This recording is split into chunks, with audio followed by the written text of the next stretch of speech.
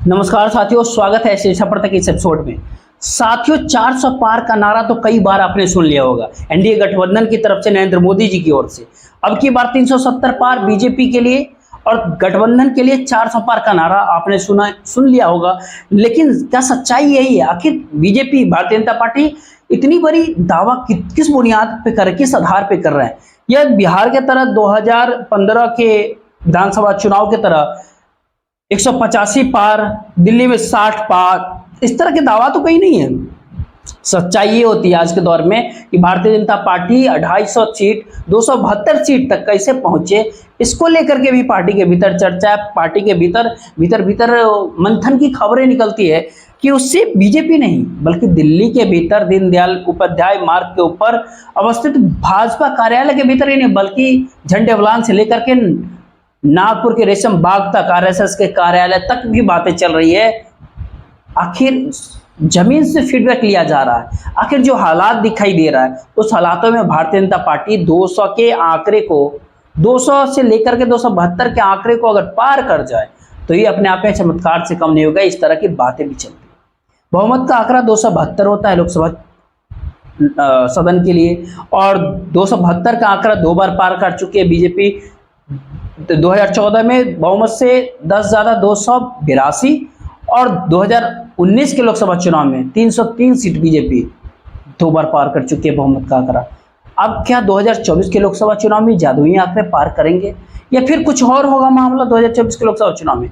इसी की बात करते हैं। हाँ, जो ये बात इसलिए भी इस दौर में जरूरी है क्योंकि काफी सारे डेवलपमेंट्स खास दिनों में हुआ। जनता के बीच राजनीतिक तौर पर इन सबसे आगे बढ़कर के अगर देखा जाए तो जांच एजेंसियों की कार्रवाई देश में और विपक्ष में बन रहा एक अलग सा परसेप्शन, यानी इंडिया गठबंधन का एक अलग सा डाटा। राहुल गांधी की पदयात्रा, बस यात्रा, उन सारी चीजों को भी बात करेंगे कि राहुल गांधी की आज बात नरेंद्र मोदी जी की नहीं, बात लोकसभा चुनाव 2024 में सच्चाई, जमीनी हकीकत क्या है, और वो जमीनी हकीकत, उसको प्रभावित करने वाले सारे मुद्दे आखिर कौन सारे मुद्दे हैं?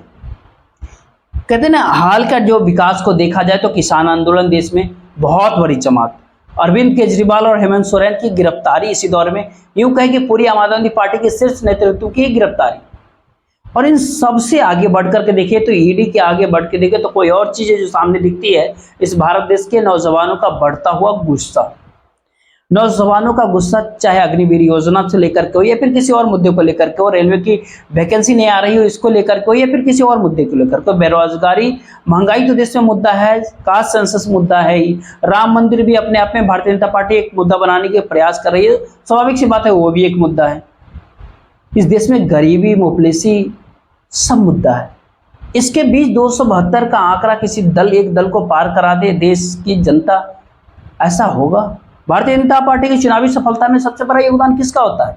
अगर राज्य भर सारी परिस्थितियों को टटोले तो 2014 में जो नुकसान दिखा उत्तर प्रदेश के भीतर और बिहार के भीतर, बिहार में 22 की जगह 17 सीटें और उत्तर प्रदेश के भीतर 71 की जगह 62 सीटें, उस सारे नुकसान से कहीं ज्यादा बड़ी भरपाई जो है ना वो बंगाल और ओडिशा के भीतर, राजस्थान के भीतर 1 सीट का नुकसान जरूर हुआ था।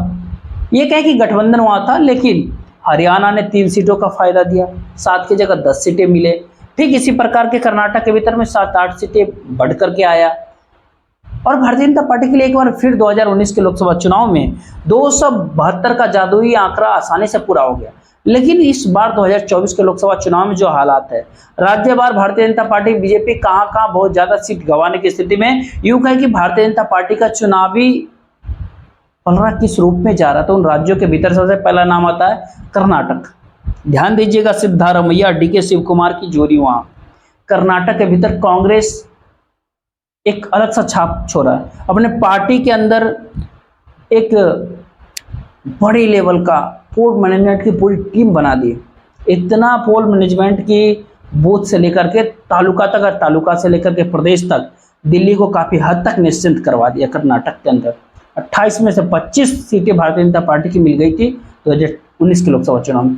आज जो हालात है, भारतीय जनता पार्टी 5 सीटों पे अगर वहां जीत जाती है तो अपने आप में करिश्मा वाली बात।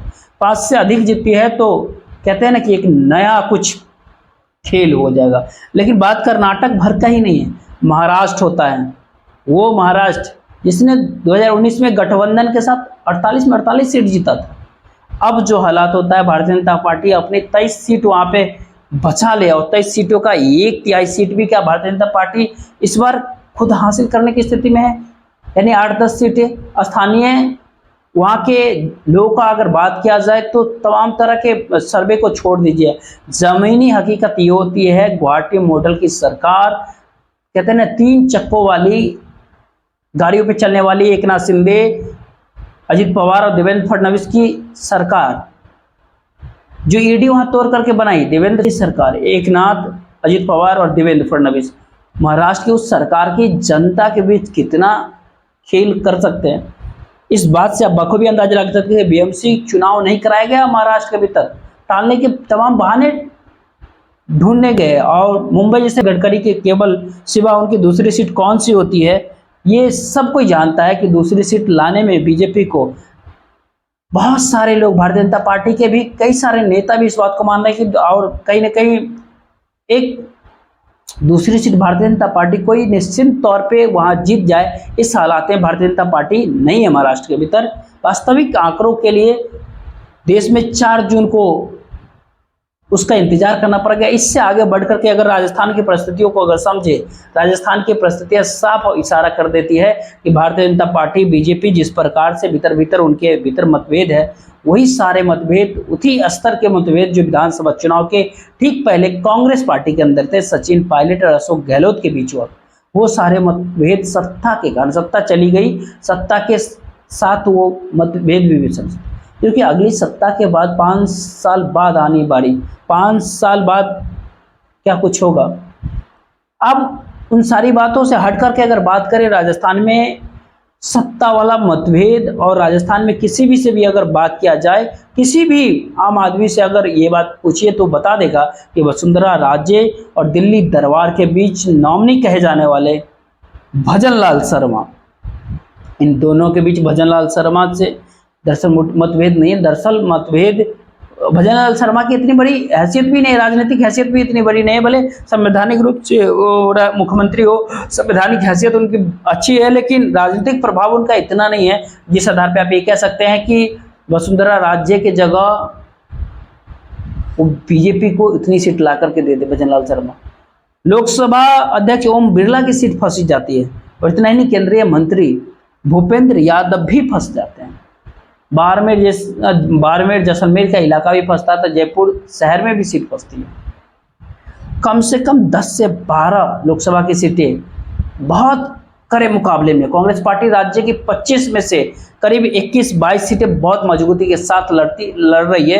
नतीजा कुछ भी हो ये बात नहीं जानते, लेकिन मोमेंटम, ओल्ड पेंशन स्कीम भी है जो चुनावी मोमेंटम को तैयार कर सकती है। किसानों का मुद्दा भी होता है, नौजवानों का मुद्दा होता है, और जाट, गुर्जर, राजपूत, ये स्थानीय जो वहाँ जातीय समीकरण होते हैं, वो सारे समीकरण में भी एक बार जो है इस बार कम से कम कांग्रेस पार्टी भारतीय जनता पार्टी को मात देते हुए दिखाई दे रही। राजस्थान से आगे अगर हट करके अगर देखें, हरियाणा के अंदर किसान आंदोलन और महिला पहलवान, इन दोनों से इस प्रकार से प्रभावित रहा है हरियाणा कि भारतीय जनता पार्टी बीजेपी के ऊपर गुड़गांव, फरीदाबाद की पार्टी होने का लेवल हरियाणा के भीतर लगा। एक समय में उत्तर प्रदेश के भीतर भारतीय जनता पार्टी इतने नीचे, कहते हैं रसातल के हद तक पहुंच गई थी, भारतीय जनता पार्टी को लखनऊ, गोरखपुर और गाजियाबाद की पार्टी कहा जाने लगा था।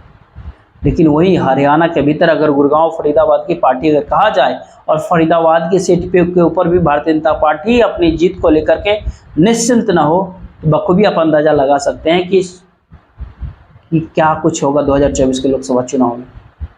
बाकी आप देखते रहिए। जय हिंद, जय भारत।